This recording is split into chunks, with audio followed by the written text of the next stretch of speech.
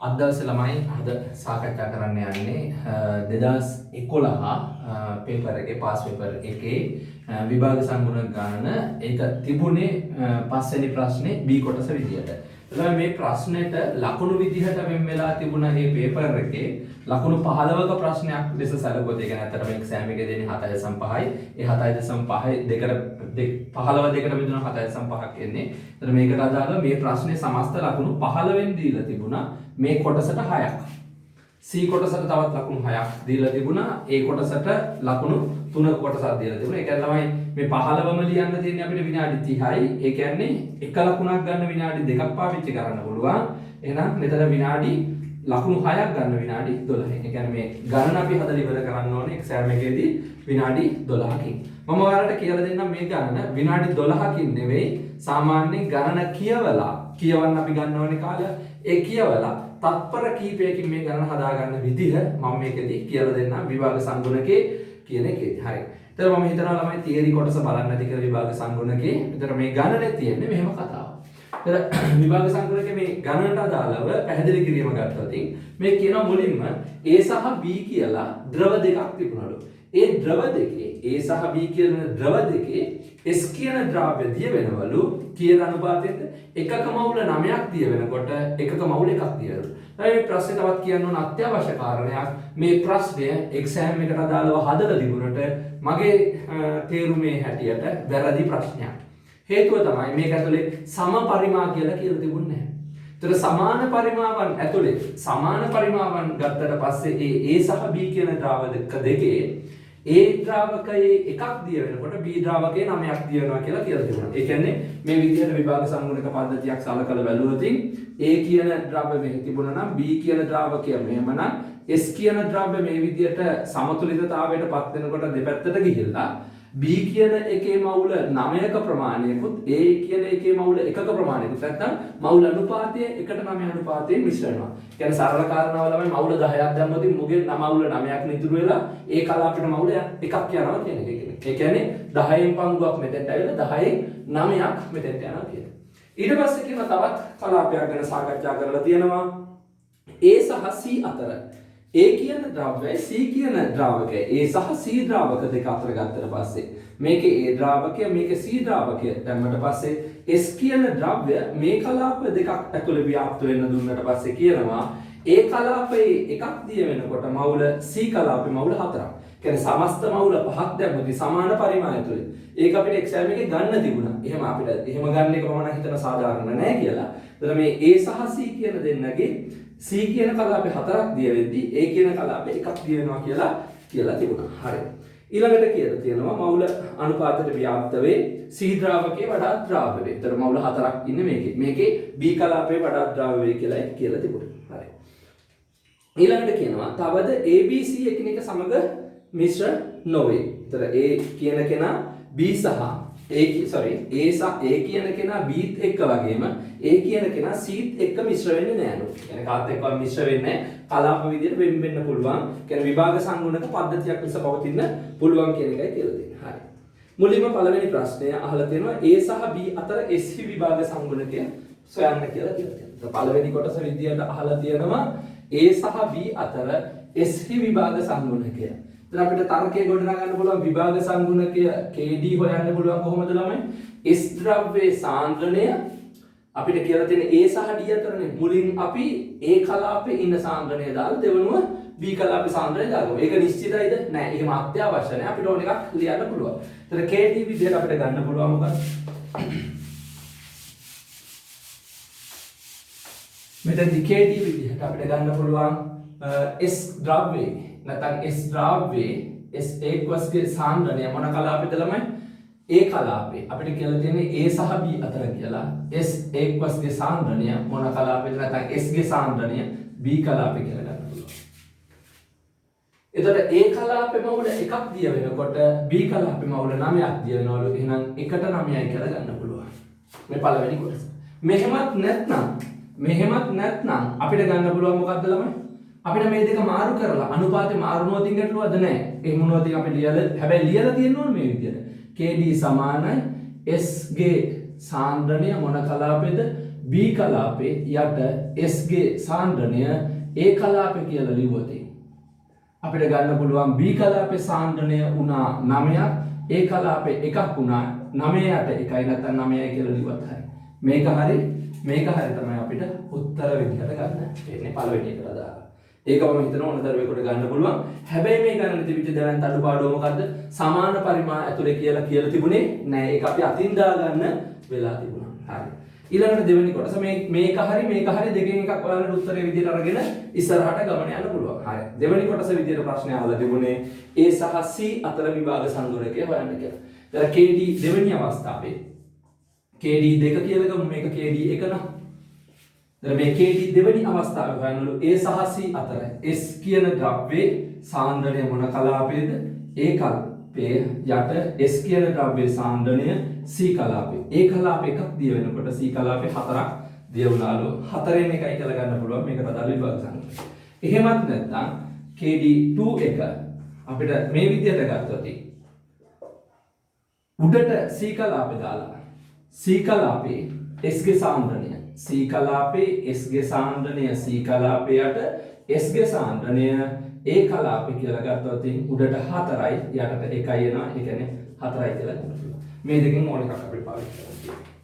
ඔගම හිතන ඕන දරුවෙකුට ගණන කියවපු ගමන් පරිමාව ගැන සඳහනක් නැති නිසා ඔළුවෙන් ගන්න පුළුවන්. මම ගණන සාමාන්‍ය විදිහට හදලා එතනින් පස්සේ හිතින් තර්ක කරන විදිය කියලා දෙන්න. එතකොට හැම ළමයෙකුටම තේරෙයි. හරි.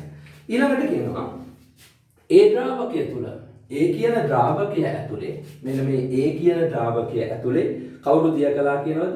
S ගේ 0.1 මවුල ඝන ඩෙසිමීටරයට ඝන සෙන්ටිමීටර 25. කියන්නේ A කියන ද්‍රාවකය අරගෙන තියෙනවා කිසියම් ප්‍රමාණයක් ඝන සෙන්ටිමීටර 25යි ඝන සෙන්ටිමීටර ප්‍රමාණයක් A කියන කෙනා. හැබැයි එයාගේ දිය වෙලා තියෙනවා කවුද ළමයි? මෙයාගේ ඇතුලේ ඉන්නවා 0.1 මවුල ඝන ඩෙසිමීටරයට S කියන ද්‍රව්‍ය A ඝන සෙන්ටිමීටර 25 ඇතුලේ ඉන්නවා. ඊට පස්සේ මෙයත් එක ගතික සමතුලිතතාවයට තියෙන දුන්නලු B කියන කෙනාගේ තවත් B කියන කෙනාගේ B කියන ද්‍රාවකයෙන් තවත් ඝන සෙන්ටිමීටර 25ක් අරගෙන මොකක් කරා කියනද මෙන්න මේ විදිහේ සමතුලිත පද්ධතියකට තියෙන දුන්නලු. මෙන්න මේ වගේ සමතුලිත පද්ධතියකට දාලා B කියන ද්‍රව්‍ය මෙතෙන්ට A කියන ද්‍රව්‍යයක් දාලා මේ විදිහට ගතික සමතුලිතතාවයටපත් වුණාට පස්සේ අපෙන් අහනවා ගතික සමතුලිත අවස්ථාවේ A ද්‍රාවකය ඇතුලේ S ගෙන් තව දුරටත් කොච්චරක් ඉතිරිව පවතීද කියලා. තව දුරටත් කොච්චරක් ඉතිරිව පවතීද කියලා. ඒතර තුන්වෙනි කොටස විදිහට අපි ප්‍රශ්නය අහලා තියෙන්නේ A කියන ද්‍රාවකය ඇතුලේ S ගේ සාන්ද්‍රණය 0.1යි. ඒතර S කියන කෙනා ඊටමත් කුඩා පරිමාවක් ඇතුළේ තමයි අන්තර්ගත වෙන්නේ. එයාගෙන් මේ ඝන සෙන්ටිමීටර 25 ඇතුලෙන් ගත්තට පස්සේ S කියන ද්‍රව්‍ය පරිමාවක් අත් කරගන්නේ නැති තරම් සමස්ත පරිමාව ලෙස සලකන්න පුළුවන් කවුද? A ගේ පරිමාව. ඒ කියන්නේ ඝන සෙන්ටිමීටර 25ක් A දැම්ම කියලා. ඒතර මේක අපිට A ගේ ඝන සෙන්ටිමීටර 25කුයි B ගේ ඝන සෙන්ටිමීටර 25කුයි දාලා ගතික සමතුලිතතාවයටපත් වෙන්න තිබුණට පස්සේ මෙයාගෙන් කොච්චරක් දාලා තියෙනද ළමයි? S කියන කෙනා සමස්ත විදියට මේ A කියන පද්ධතියටත් B කියන ද්‍රාවක දෙක ඇතුළෙම ව්‍යාප්ත වෙන්න දාලා තියෙන්නේ 0.1ක ප්‍රමාණයක්. 1000ක 0.1ක් ඉන්න කෙනාගෙන් 25. කියන්නේ S කියන ද්‍රව්‍ය ප්‍රමාණය NS S ගේ මවුල ගන්න සමාන වෙනවා 1000ක 0.1ක් නම් S දාපු මුළු ප්‍රමාණය 0.1ක් නම් ඝන සෙන්ටිමීටර 25ක ඉන්න මවුල ගන්නට. මේ තමයි මොකක්ද? මෙන්න මේ පද්ධති දෙකටම දාපු S ප්‍රමාණය.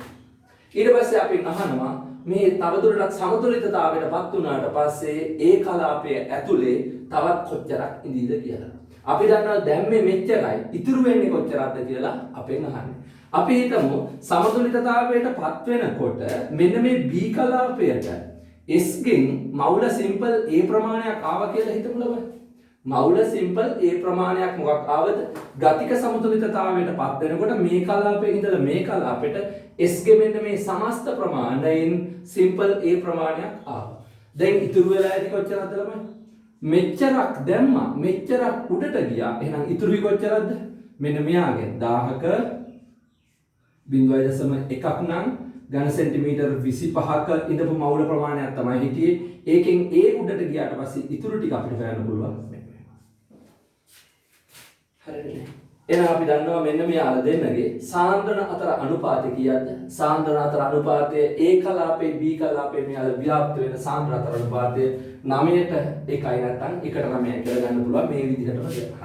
මම ගන්න KD සමානයි කියලා. KD අපි ප්‍රකාශනයේ ලියපු නිසා නැවත වතාවක් මේක ලියන එකේ තේරුමක් නැහැ. මම මෙයාට ආදේශ කරනවා. KD 9න් 1 සමානයි A කලාපයේ මෙන්න මේ කලාපයේ simple S කියන ද්‍රව්‍යයේ සාන්ද්‍රණය. ඒ කියන්නේ තුන්වෙනි ද්‍රව්‍යයේ සාන්ද්‍රණය. මෙන්න මෙච්චර මවුල ප්‍රමාණයක්. ඒක කොච්චරද? මවුල ඉන්නවා 0.1 ගුණ කිරීම 25 බෙදීම 10යි මවුල ප්‍රමාණයක් ඉන්නවා.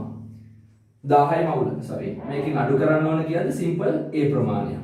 මෙන්න මේ මවුල ප්‍රමාණයක් ඉන්නවා කියකද ඝන සෙන්ටිමීටර් කීයකද? 25ක.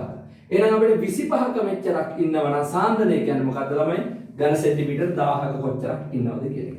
එතන මේ ආව බෙදනවා 25ක මෙච්චරක් ඉන්නවා නම් ඝන සෙන්ටිමීටර් 1000ක කීයක් ඉන්නවද කියලා සාන්ද්‍රණය මවුල ඝන ඩෙසිමීටරයට වලින්. මේ මොකද්ද? ඒ කලාපයේ ඇතුලේ S කියන කෙනාගේ මේ වෙනකොට සාන්ද්‍රණය. ඊළඟට මේක මොකක්ද? සමානයි යට කෙනාගේ සාන්ද්‍රණය අපිට හොයන්න ඕන. යට නැත්නම් S ගේ සාන්ද්‍රණය B කලාපයේ ඇතුලේ යටින් දාගමු. එයාගේ මවුල සිම්පල් A ප්‍රමාණයක් ඉන්නවා කීයකද? ඝන සෙන්ටිමීටර් 25ක. අපිට හොයන්න ඕන ඝන සෙන්ටිමීටර් 1000ක ඉන්න මවුල ගණන. ඒක තමයි සාන්ද්‍රණය මවුල ඝන ඩෙසිමීටර. දැන් අපිට පේනවා මේක ලියපු එකේ වැදගත්කමක් නැහැ. සමාන පරිමා ඉන්නකොට ව්‍යාප්ත වූ මවුල අතර අනුපාතය ඔයාලට පේනවා ඇති මොකක්ද? ව්‍යාප්ත වූ මවුල අතර අනුපාතයම සාන්ද්‍රණයට අනුලෝම සමානුපාතිකයි. මොකද සාන්ද්‍ර මේ දෙකේම පරිමා සමාන නම් මොකක් වෙනවද ළමයි? පරිමා සමාන නම් මවුල අතර අනුපාතය සාන්ද්‍ර අතර අනුපාතයට සමාන වෙනවා. හරි. දැන් සුළු කරගෙන යන්න තියෙන්නේ. මෙයා ඇවිල්ලා simple A ඇවිල්ලා මෙහෙට ආවා. එකෙන් ගුණ වුණා simple A කියලා ගත්තා. මෙයා ගිහිල්ලා මෙහෙ ගුණ වෙනවා. එතකොට ගුණ වෙන්න ඕන කීයද? 9. එතකොට එනවා දශම එක ගුණ කිරීම 25 බෙදීම 10යි කියලා. 10 උඩට ගත්තම 10 ඍණ 3යි. 10 ඍණ 3 මම සුළු කරගෙන යන්න. 25 සරක් 9 කීයද ළමයි? 25 සරක් 9 225යි. එනවා 22.5 ගුණ කිරීම 10 ඍණ 3. 9න් simple A ගුණ කරගත්තට පස්සේ එනවා මොකද්ද? ඍණ 9යි A. මෙතන A මෙහෙට ආවට පස්සේ simple A කියලා ආවා. දැන් ඍණ 9යි A මෙහෙට ආවට පස්සේ මෙතන ඉන්නේ 9. ඍණ 9යි A මේ පැත්තට ආවට පස්සේ ධන 9යි A බවට පත් වෙනවා. ඒතර ධන 9යි A මෙතන ඉන්න ධන 9යි A ඍණ 9යි මෙහෙට ආවම ධන 9යි A. ධන 9යි A 10යි A. එහෙනම් A සමානයි කියලා ගන්න පුළුවන් කොහොමද ළමයි? මෙන්න මේ අගය 22.5 ගුණ කිරීම 10 ඍණ 3 බෙදන්න ඕන කීයද? 10. 10න් බෙදනවා කියලා කියන්නේ උඩට 10 එනවා 10 ඍණ එකක් විදියට 10 ඍණ 4යි කියලා ගන්න පුළුවන්. නැත්නම් 2.25 ගුණ කිරීම 10 ඍණ 4යි මවුල කියලා ගන්න පුළුවන්. සිම්පල් A කියව මොකද්ද? උඩට ගියපු ප්‍රමාණය. අපෙන් අහන්නේ මොකද්ද?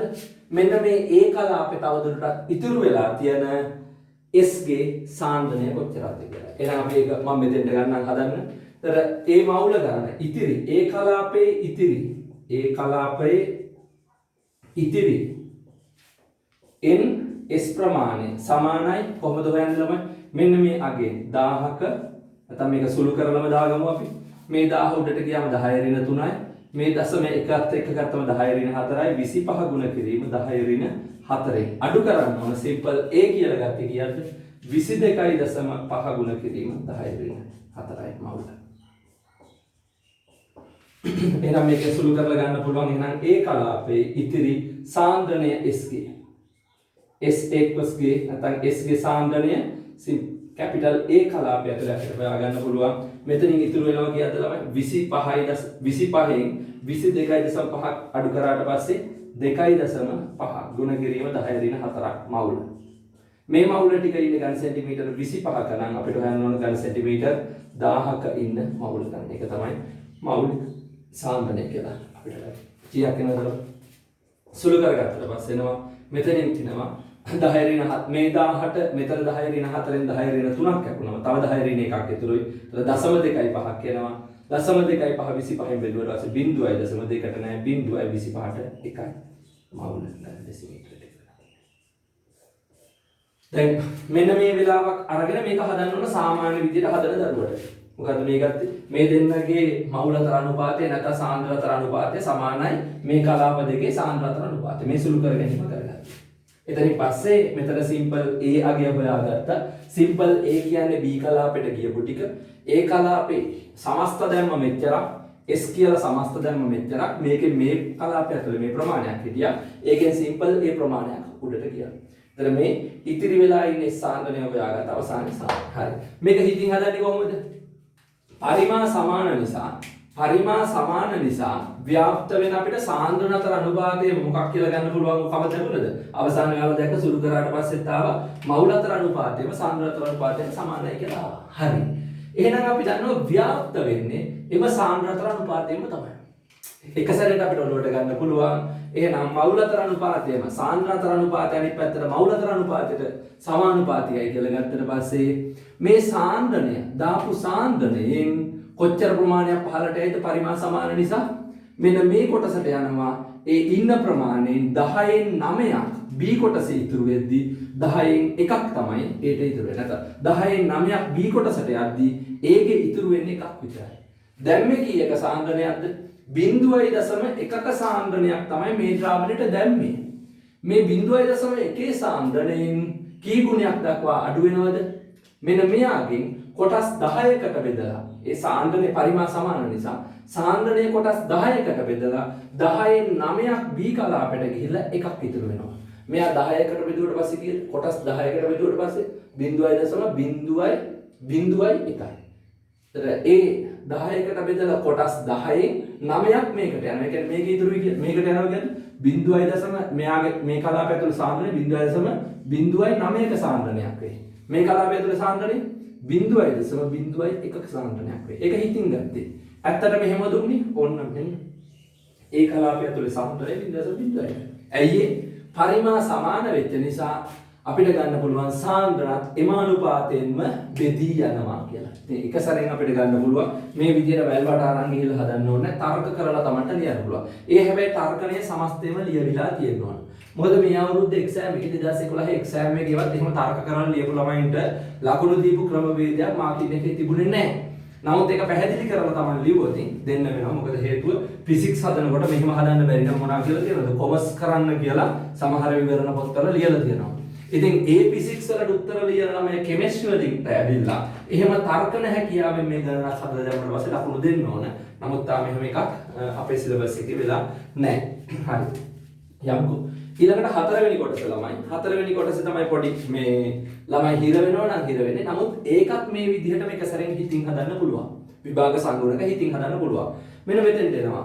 හතරවෙනි කොටසේ සමතුලිතතාවයට එළඹුණු පසු මෙන්න මේ පද්ධතිය.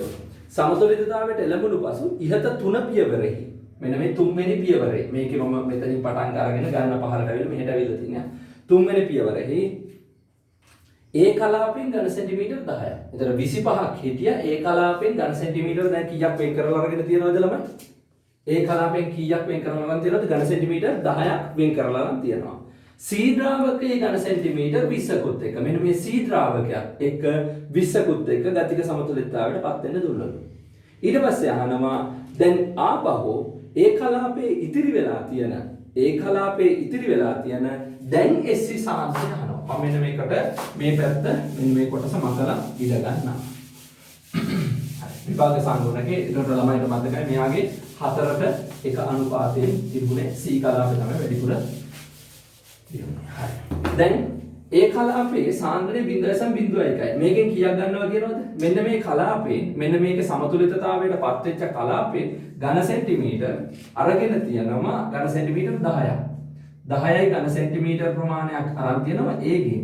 මේක ඇතුලේ ඉන්න තවත් දාලා තියෙනවා B කියන කෙනාගෙන් 20යි ඝන සෙන්ටිමීටර් ප්‍රමාණයක් B ගෙන් දාලා තියෙනවා. මේ දෙක ඇතුලේ දැන් ගතික සමතුලිතතාවයට පත් වෙනවා S එන්නේ කොහෙන්ද? මෙන්න මේකෙන් ආව ප්‍රමාණය. ඒකෙන් එන්නේ කොච්චරද? එයාගේ S කලාප මේ A කලාපේ ඇතුලේ සාන්ද්‍රණය තිබුණේ 1000ක. S ගේ සාන්ද්‍රණය තිබුණා 1000ක 0.01ක සාන්ද්‍රණයක් තිබුණා. ඒකෙන් ගත්තේ දැන් මෙතෙන්ට ඝන සෙන්ටිමීටර් 20ක ප්‍රමාණයක්. 10ක ප්‍රමාණයක්. මේ තමයි මොකද්ද? NS ගණන. මේ මොකටද? මේ මුළු සමස්තම දාපු මේ කලාප දෙකේම ව්‍යාප්ත වෙන්න මේ වෙනකොට දාපු s ගේ මවුල සංඛ්‍යාව. දැන් මොකක් වෙනවා කියන පද්ධතිය ගතික සමතුලිතතාවයටපත් වෙනකොට මේ A කලාපෙන් කොටසක් B නෙවෙයි ළමයි මෙතන C කලාපයට නේ. B නෙවෙයි ඊළඟ අවස්ථාවේ භාවිත කරන්නේ C කලාපයට. මේ A කලාපේ කලින් පැවතුනේ දැන් සමතුලිතතාවයටපත් වෙනකොට S ගෙන් කොටසක් C කලාපයටත් යනවා. හැබැයි යන්නේ ගන්න සෙන්ටිමීටර් 20ක පරිමාවකට. දැන් අන්නේ ගියාට පස්සේ තව දුරටත් A කලාපය ඇතුලේ ඉතුරු ප්‍රමාණය පෙන්වනවා. අපි හිතමු මේ වෙලාවේ මෙන්න මේ කලාපයට යනවා සිම්පල් B ප්‍රමාණයක්. දැන් මේක ඉතුරුයි කියද්දි මේකේ ඉතුරුයි හිටිය 1000ක 0.01න් ඝන සෙන්ටිමීටර් 10ක ඉඳපු මවුල ප්‍රමාණය. ඒකෙන් B උඩට ගියාට පස්සේ දැන් ඉතුරු වෙන්නේ මෙන්න මේ ප්‍රමාණය. මේ කලාපය ඇතුලේ දැනට ඉතුරු වෙලා තියෙන මවුල ගණන. දැන් මේ දෙන්නගේ සාන්ද්‍රතර අනුපාතය මොකක් වෙනවද? මේ දෙන්නගේ සාන්ද්‍රතර අනුපාතය KD ට සමානයි. එහෙනම් අපි දන්නවා KD අගය 4න් එකක් ආවා මොකටද ළමයි? 4න් එකක් ආවේ A කලාපයේ සාන්ද්‍රණය උඩට දාලා C කලාපයේ සාන්ද්‍රණය යටට දැම්මම පස්සේ ළමයිට මතකයි දෙවෙනි ගණනේ මේ දෙවෙනි කොටස විදියට අපිට තිබුණේ මේක. මේ අපි දැනට හදාගෙන යන්නේ කීයද? 4 වෙනි කොටස. දෙවෙනි කොටසේ තිබුණ මේ KD ගන්න එක. එතන ඒකට ප්‍රකාශනය අපි සම්පූර්ණයෙන් ලියලා තියෙනවා. ඒක දාලා. හරි. එතකොට 4න් එකයි විභාග සංගුණකය ඒ කලාපය ඇතුලේ අපි සාන්ද්‍රණය ගමු. මවුල ගණන මෙච්චරක් ඉන්න නම් සාන්ද්‍රණය හොයන්න මේ ටික ඉන්නේ ඝන සෙන්ටිමීටර් 10ක නම් 1000ක කොච්චරක් ඉන්නවද කියලා.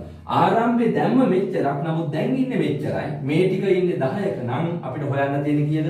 ඝන සෙන්ටිමීටර් 1000ක කොච්චරද කියලා. එහෙනම් එයාගේ දැනට ඉන්න මවුල ගණන ඒ කලාපේ 1000ක 0.1කින් ගුණ කිරීම 10ක් හිටියා. ඒකෙන් සිම්පල් B ප්‍රමාණයක් C කලාපයට ගියා.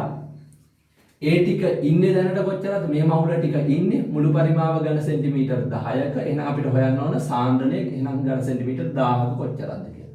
මවුල ඝන ඩෙසිමීටරයට. ඊට පස්සේ දැන් අපිට දාන්න ඕන C කලාපේ සාන්ද්‍රණය කොච්චරද කියලා. C කලාපේ කොච්චරක් මවුල ඉන්නවද ළමයි? උඩට ඇවිල්ලා තියෙන S ගෙන් කොච්චරද? සිම්පල් B ප්‍රමාණයක්. ඒ ටික ඉන්නේ පරිමාව කොච්චරද? ඝන සෙන්ටිමීටර් 20ක. අපිට හොයන්න ඕන සාන්ද්‍රණය ඝන සෙන්ටිමීටර් 1000ක කොච්චරද කියලා. මවුල ඝන ඩෙසිමීටරයට. මොකද වෙන්නේ? අවස්ථා දෙකේ කපන්න පුළුවන් ඒවා කපලා දාගන්න. ඒක ළමයින්ට ලේසි. මෙතන 1000ට මෙතන 1000ක් කැපෙනවා. ඒකක වලට ඒකක කැපෙනවා. KD වලට කොහොමද ඒකක නැහැ. එතන මෙතන 10ට මෙතන 20 බිඳුව කැපිලා යනවා. දැන් සුළු කරගන්න. දැන් සුළු කරගත්තට පස්සේ එනවා මොකද්ද ළමයි? මෙන්න මෙතනින්. මෙහා ගිහිල්ලා මෙහෙට ගිහිල්ලා ಗುಣ වෙනවා. එතන ಗುಣ වුණාට පස්සේ මොකද වෙන්නේ ළමයි? B ගිහිල්ලා ಗುಣ වුණාට පස්සේ B කියලා එනවා. උඩට එන්නේ B කියලා. දැන් දෙක ගිහිල්ලා 4න් ಗುಣ වුණාට පස්සේ එනවා කීයක්ද? 8යි කියලා. ඒ 8න් එහා පැත්ත ಗುಣ වෙලා යනවා. ඒ 8න් මේ පැත්ත ಗುಣ වෙලා යනවා. මෙයාට ಗುಣ කරාට පස්සේ කීයද ළමයි? 8න් මෙයාව ಗುಣ කරාට පස්සේ බිඳුවයි නිසම් බිඳුවයි එකක් ඉන්නවා 1000 උඩට ගියාට පස්සේ 10 ඍණ 3යි. එතන 10 ඍණ 3යි මෙතන C 10යි. 10 8ෙන් ගුණ කරාට පස්සේ 80යි. මෙතන බිඳුවයි නිසම් බිඳුවයි එකක් ඉන්න නිසා 0.8 ගුණ කිරීම 10 ඍණ 3ක් කියලා එනවා. ඍණ අපිට එනවා මෙතන 8ෙන් B ගුණ වුණාට පස්සේ 8යි B. දැන් 8යි B ඍණ 8යි B මෙහාට ආවට පස්සේ ධන 8යි B ධන 8යි B B දෙක තුනට පස්සේ 9යි B වෙනවා. එතන එහා පැත්ත හොයන්න පුළුවන් මෙතන 9යි B සමානයි 0.8 ගුණ කිරීම 10 ඍණ 3ක් කියලා එන්නේ. ඒක බෙදෙන්න ඕන කියනද 9. එතන නෝ කීයද ළමයි? මේ එන්නේ මවුල ගණන. මෙන්න මේ මවුල ගණනක් ඉන්නකොට මොන කලාපෙද? මේක අපි මෙහෙම දාගමු. B කියලා මේ කලාප. අපෙන් අහන්නේ A කලාපේ සාන්ද්‍රණය. දැන් A කලාපේ ඉතිරි වෙලා ඉන්න මවුල ගණන අපිට හොයන්න පුළුවන්. ඉතිරි NS A කලාපේනේ. A කලාපේ ඉතිරි NS. දැම්ම මවුල කීයද ළමයි? දැම්ම මවුල මෙන්න මෙච්චර ප්‍රමාණයක්. මවුල මෙච්චරක් දැම්මා. B කලාපෙට C කලාපෙට ගියා සිම්පල් B ප්‍රමාණයක්. ඒක අපි හොයාගත්තා. එහෙනම් ඉතිරි මවුල ගන්න හොයන්න පුළුවන්. 1000ක ඒක අපිට සුළු කරලා දාගමු. මේක පහසුයි. සුළු කරලා දාගත්තොත් ඒක පහසු වෙනවා. මෙතනින් 1000 ගන්න නැතුව අපි 10 ඍණ 3යි කියලා ගමු. 10න් මෙයාව ගුණ වුණාට පස්සේ 0.1 ගුණ කිරීම 10 ඍණ 3 කියලා ආවා. එයාගෙන් අඩු කරගන්න ඕන කීයද ළමයි 0.8 ගුණ කිරීම 10 ඍණ 3 බෙදීම 9. දැන් මේක අපිට ගන්න පුළුවන්. මේක අපිට ගන්න පුළුවන් කොහොමද මේ 0.1 කියන එක බලලා සුළු කරගන්න එක පාවිච්චි කරන්න. 0.1 කියන එක අපිට ගන්න පුළුවන් කොහොමද ළමයි? මෙතන 0.9 බෙදීම 9යි කියලා ගත්තා නම් හරියන්නේ. ඒතර 9ට 9 කැපුණාට පස්සේ 0.1යි කියලා. හරි. දැන් මෙහෙම සුළු කරගත්තට පස්සේ මවුල ගණන කීයද දෙන්නේ ළමයි? මවුල ගණන 9න් 0.9න් 0.8ක් අඩු කරලා 0.1 ගුණ කිරීම 10 එනවා. මවුල. දැන් අපිට හොයන්න තියෙන්නේ මොකද්ද? ඒ කලාපේ ඉතිරි S ගේ සාන්ද්‍රණය. එහෙනම් S ගේ සාන්ද්‍රණය මොන කලාපේද ළමයි? ඒ කලාපේ. සමානයි කොහොමද හොයන්නේ? 0.1 ගුණ කිරීම 10 ඍණ 3 බෙදීම 9ක මවුල ප්‍රමාණයක් හිටියේ කීයකද ඝන සෙන්ටිමීටර් 20ක. sorry ඝන සෙන්ටිමීටර් 10කනේ. මේ ප්‍රමාණයනේ 10කනේ. එහෙනම් 10ක මෙච්චර මවුල ප්‍රමාණයක් ඉන්නවා නම් ඝන සෙන්ටිමීටර් 1000ක ඉන්න මවුල ගන්න. ඒක තමයි සාන්ද්‍රණය මවුල ගන්න ඩෙසිමීටර්. එනවා කියද්දි මෙතන 10ට මෙතන 10 ඍණ 3 කැපිලා යනවා. මෙයාව 10න් බෙදුවට පස්සේ 0.01ක් වෙනවා. ඒක 9න් බෙදන්න ඕන. බිඳුවට නෑ 0.0 නැවතත් තව බිඳුවට නෑ 0යි 10ට එකට නෑ 0යි 10ට 9 1යි ඉතුරුයි එකක් ආපහු 1යි 1 ගුණ 1යි මවුල ගන්න ඩෙසිමීටර් සාන්ද්‍රණය. ඒ කියන්නේ කොච්චරද ළමයි? අපිට නිකන් මේක මෙහෙම දාන්න නැතුව අපි දාමු මෙතෙන්ට ගෙනල්ලා 1.1 ගුණ කිරීම 10 ඍණ 3යි මවුල ගන්න ඩෙසිමීටරයට කියලා. දැන් හරි. දැන් ළමයින්ට තර්කය මොකද්ද? මම දැකලා නැහැ මේ දක්වා කවුරුත් මෙහෙම හදලා තියෙනවා සමානුපාතික වලින් විභාග සංගුණක. ඒක ඔයාලට තවත් එකක් බලන්න පුළුවන් මේ 2006 වගේ පේපර් වල හරි ලස්සන ඒව තියෙන ලොකු ගණන් පට්ට පොඩි කරලා මේකත් මම එක පියවරෙන් හදලා දාන්නම්. මෙයාගේ ආවේ 0.1ක සාන්ද්‍රණයක්. ව්‍යාප්ත වෙන්න ඕන. අපි දන්නවා සමාන පරිමාණ ඇතුලේ ව්‍යාප්ත වුණා නම් මෙයාට 5ට එකයිනේ. sorry 4ට එකයිනේ. ඒ කියන්නේ කොටස් 5ක් ආවොතින් 4ක් C කලාපයට ගිහිල්ලා එකක් ඒකෙන් අතර වෙන සංසිද්ධියන්නේ තියෙන්නේ මේක ඇතුලේ කියන්නේ එහෙම එකක් නේ. එතකොට අපි දන්නවා මෙන්න මේකේ මෙන්න මේ කලාපය තුළ සමස්ත ව්‍යාප්තිය ගත්තට පස්සේ මෙයාගේ 10යි මෙයාගේ 10යි තිබුණා නම් ආපු ප්‍රමාණයෙන් කොටස් 4ක් මෙහෙට ගිහිල්ලා කොටස් එකක් ඉතුරු වෙනවා. එහෙනම් මෙතන 10යි ඝන සෙන්ටිමීටර් දුන්නා නම් එන උත්තරේ මොකද්ද ළමයි? 10යි ඝන සෙන්ටිමීටර් දුන්නා නම් මේ සාන්ද්‍රණයෙන් 5න් පංගුවක් ඒගේ ඉතුරු වෙද්දී 5න් පංගු 4ක් සීට යනවා. ඒක තමයි සාමාන්‍ය දේ. එහෙම වුණා නම් එන සාන්ද්‍රණය මෙතන ආපු සාන්ද්‍රණය අපිට බෙදන්න ඕන කියද්ද 5න් බෙදුවට පස්සේ එක කොටසක් මේක ඉතුරු වෙනවා. මේක නෙමෙයි උත්තරය. එක කොටසක් කියන්නේ කියද්ද 0.01න් 5න් පංගුවක් කියලා කියන්නේ 0.02ක ප්‍රමාණයක්. මේ කලාපයට යනවා කියද්ද 0.008ක ප්‍රමාණයක්. ඕක තමයි සාමාන්‍ය විදිය. සාන්ද්‍රණ අතර බෙදලා යන විදිය මේ දෙන්නගේ 10යි 10යි තිබුණා. 10යි ඝන සෙන්ටිමීටර් 10යි ඝන සෙන්ටිමීටර්. නැත්නම් පරිමාණ සමානව තිබුණා. දැන් මොකද වෙලා තියෙන්නේ? එහෙම නෙවෙයි වෙලා තියෙන්නේ. මෙයාගේ 10ක් වෙද්දි මෙයාගේ 20ක් වෙනවා. ඒ වගේම අපි දන්නවා පරිමාව දෙගුණ වෙලානේ මේ කලාපේ. පරිමාව දෙගුණ වුණාට හරියන්නේ නැහැ. මෙයාට සාපේක්ෂව මෙයාගේ සාන්ද්‍රණය 4 ගුණයක් වෙන්න ඕන. 4 ගුණයක් වෙන්න නම් මෙයාගේ 10ක පැතිරෙන්නේ පොඩි පරිමාවකනේ. මෙයාගේ ලොකු පරිමාවකනේ. එහෙනම් අපි දන්නවා ඔයාලා දන්නවා තේකෝපයක් හදනකොට සරලම කාරණා ඔහොම ගන්න ළමයි මේවා. තේකෝපයක් හදනකොට ඔයාලා V පරිමාවක් හදන්න සීනි ප්‍රමාණයක් භාවිතා කරනවානේ. ඒ සීනි රසයම තියෙන තේකෝපයක් හදන්න ඕන නම් අපිට 2V පරිමාවකට සීනිය වගේ දෙගුණයක් දාන්න ඕන. මෙතන එහෙනම් මේ 20 ඇතුලේ පැතිරෙන්න ඕන ඒ වගේ දෙගුණයකින්. ඒ කියන්නේ මේ කොටසට යන කොටස් කියද්ද දෙගුණයක්. මේක ඉතුරු වෙනවා කියද? එකක්. මේකට දෙගුණයකින් ගිහිල්ලා මේකට එකක් එනවා. එතකොට අපිට සාමාන්‍යයෙන් යන්න ඕන 4යි. නමුත් පරිමාව 20ක් නිසා කී ගුණයක් යන්න ඕනද? මේකට 8 ගුණයක් ගිහිල්ලා මේකට එකක් ඉතුරු වෙනවා. ඒ කියන්නේ මොකද්ද? සමස්ත ප්‍රමාණය 9ට බෙදලා 9න් කොටස් 8ක් මේකට යද්දි එකක් මේක ඉතුරු වෙන්න ඕන. කොටස් 8ක් මේකට යද්දි කොටස් එකක් මේකට ඉතුරු වෙනවා. ඒ කියන්නේ සාන්ද්‍රණේ සමස්ත සාන්ද්‍රණේ 9කට බෙදලා 9න් එකක් ඒකේ ඉතුරු වෙද්දි 9න් 8ක් කොහෙට යන්න ඕනද? C කලාපයට යන්න ඕන. එහෙනම් ඒ කලාපය ඇතුලේ සාන්ද්‍රණය කීයක් වේද? මේක 9ට බෙදුවට පස්සේ මේ සාන්ද්‍රණය 9ට බෙදුවට පස්සේ කොටස් එකක සාන්ද්‍රණයක් වෙයි. කවුරු ඉන්න නිසාද මෙතන? 10ට 10 නෙවෙයි 10ට 20ක් ඉන්න නිසා. දැන් බලන්න මෙයාගේ සාන්ද්‍රණය බෙදන්න කියෙන්නේ 9න් බෙදන්න කිව්වා.